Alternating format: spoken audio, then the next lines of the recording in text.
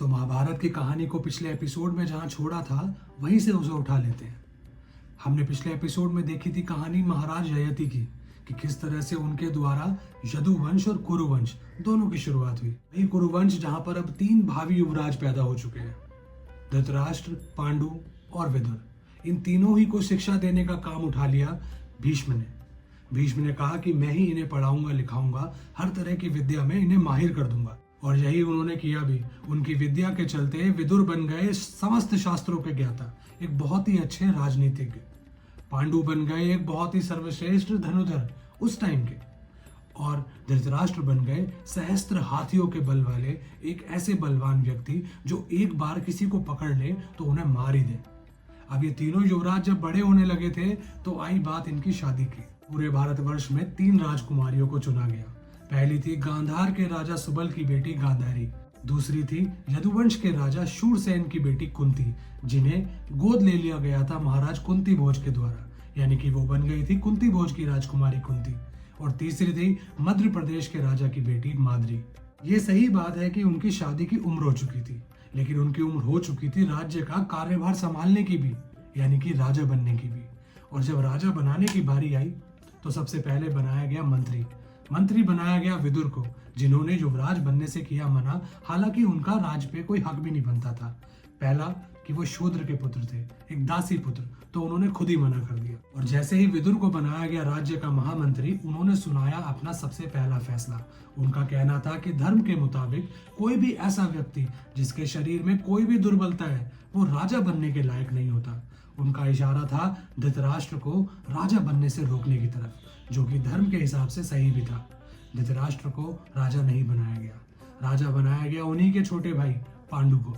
इतनी भरी सभा में और उम्र में बड़े होने के नाते भी राजा बनना धृतराष्ट्र का तय था, पर एक शरीर की दुर्बलता की वजह से उन्हें राजा नहीं बनाया गया। उनके मन में थोड़ा गुस्सा था, वो गुस्सा शांत भी हो जाता आने वाले टाइम में, लेकिन उस आग में घी डालने के लिए और भी किरदार इस कहानी में अब बाकी थे। पहला किरदार आया उनकी पत्नी के रूप में। मैंने बताया था ना गांधार, तो भीष्म पहुंच गए गांधार महाराज सुबल से मिलने, क्योंकि गांधारी को अपनी भक्ति के लिए और शिवजी की पूजा की वजह से जो उन्हें वरदान मिला था शिवजी से कि उनसे 100 पुत्र पैदा होंगे, तो भीष्म का ये मानना था कि इनके 100 पुत्र धृतराष्ट्र के नेत्र बनेंगे आने वाले टाइम में। महाराज सुबल को लगा कि अगर मैं भीष्म को मना कर देता हूँ तो शायद ये मेरे राज्य पे हमला कर देंगे और भीष्म के सामने किसी का भी जीतना नामुमकिन है। उन्होंने रिश्ते को हाँ कर दी। गांधारी को ये नहीं पता था कि धृतराष्ट्र अंधे हैं।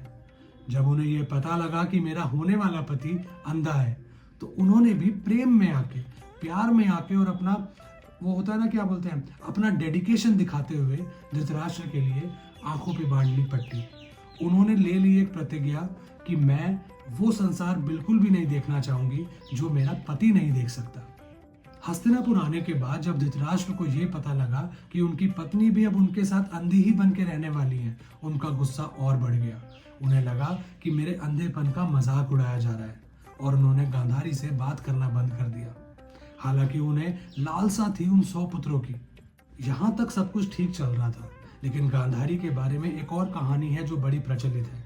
वो ये है कि गांधारी मांगलिक थी। आजकल के टाइम में भी हमें यही सुनने को मिलता है कि जो भी मांगलिक होता है उसका पहला पार्टनर मर जाता है कम उम्र में, तो इसीलिए मांगलिक लोगों की शादी किसी पेड़ या किसी पशु से या किसी टहनी से, किसी भी और चीज से करा दी जाती है, ताकि वो मांगलिक होने का असर जो है वो कम हो जाए।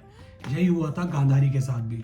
क्योंकि गांधारी मांगलिक थी तो उसकी पहली शादी कराई गई एक बकरे से, और उस बकरे की दे दी गई बाद में बलि। और जब धृतराष्ट्र को ये बात पता लगी कि मैं गांधारी का दूसरा पति हूँ, तो उन्हें अपने अंधेपन होने पे और भी गिल्ट आने लगा।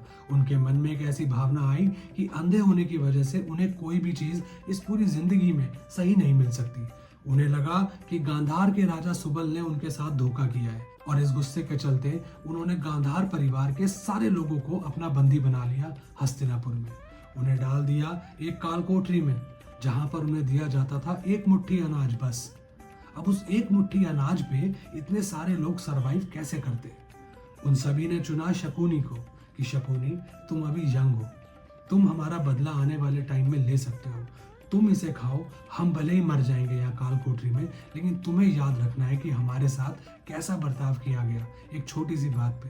महाराज सुबल को शकुनी की चालाकी और उसके राजनीतिक होने पे पूरा विश्वास था, लेकिन उन्हें यह भी पता था कि मेरा बेटा आने वाले टाइम में कहीं भूल ना जाए कि उसे एक बदला भी लेना है। उन्होंने खुद अपने बेटे शकुनी की टांग में एक चोट मार दी ताकि उसे हर कदम पे दर्द हो, उसे हर कदम पे याद रहे कि उसे बदला लेना है अपनी बहन का, उसे बदला लेना है अपने पूरे परिवार का। और जब कम खाने की वजह से गांधार परिवार के सारे लोग मरते चले गए तो गांधार के राजा सुबल ने शकुनी को बुलाया अपने पास और उनसे कहा कि मेरे मरने के बाद मेरी हड्डियों का पासा बनाना, वो हमेशा तुम्हारी बात मानेंगे। और उन्होंने बुला लिया धृतराष्ट्र को भी कि हम सब तो मरने वाले हैं, आपको लगता है हमने आपको धोखा दिया था, उसकी सजा तो हमने पा ली है, लेकिन हमारे राज परिवार से कोई एक व्यक्ति जीवित रहना चाहिए, हमारा वंश भी आगे बढ़ना चाहिए। इस शकुनी को आप जिंदा छोड़ दो प्लीज। मैं आपको वचन देता हूं कि ये हमेशा हस्तिनापुर का सेवक बन के रहेगा, आपको और आपके आने वाले पुत्रों को हमेशा एक सहायता प्रदान करेगा, उनकी भी सेवा करेगा। धृतराष्ट्र ने जब ये बात सुनी तो उन्होंने शकुनी को रिलीज कर दिया और बाकी सबको वहीं मरने दिया। शकुनी ने अपने पिता की हड्डियों से बनाए पासे और जिनका इस्तेमाल वो करने वाला है बाद में, उसके बारे में जानेंगे फिर कभी।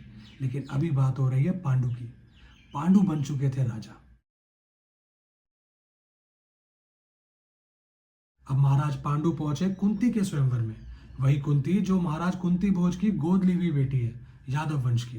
राजकुमारी कुंती अपने स्वयंवर में थोड़ा घबराई हुई बैठी हुई थी क्योंकि उनके मन में भी चल रहा था एक गिल्ट। उस गिल्ट की वजह थी उनको मिला हुआ एक वरदान। हुआ कुछ यूं था कि हमारे वेद शास्त्रों में एक महर्षि का नाम हमेशा आता है, महर्षि दुर्वासा।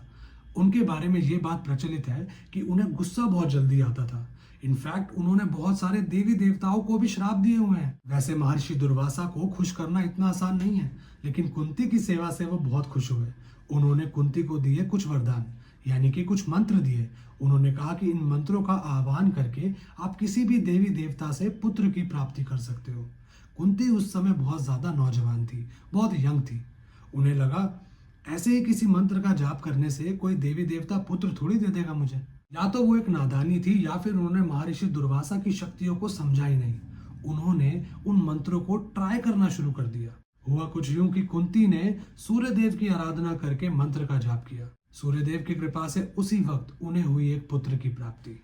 अब कुंवारेपन में एक पुत्र का हो जाना कुंती को ये चीज बिल्कुल भी शोभा नहीं दी और कुंती के मन में बहुत सारे सवाल आने लगे कि किसी को भी अगर पता लगा कि शादी से पहले मुझे बच्चा हो गया है तो मेरे खुद के पिता शूरसेन और मेरे ये पिता कुंती भोज, उनकी तो इज्जत ही मिट्टी में मिल जाएगी। उन्होंने अपने मन की ये बात सूर्यदेव को भी बताई।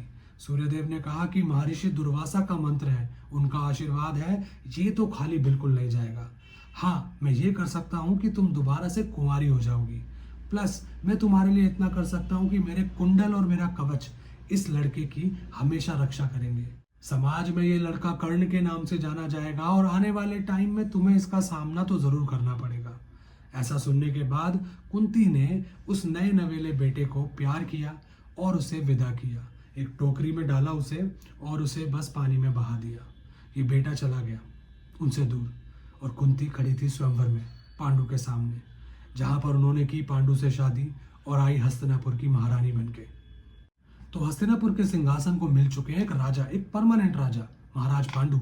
हस्तिनापुर के नगर में आ चुके हैं बहुत सारे नए किरदार, शकुनी, गांधारी, कुंती और कर्ण, सूर्य का बेटा कर्ण। और सूर्य पुत्र होने की वजह से मैं आपको एक और बात बताता हूँ कि कर्ण ही वो थे जिन्होंने पहली बार छठ की पूजा की थी।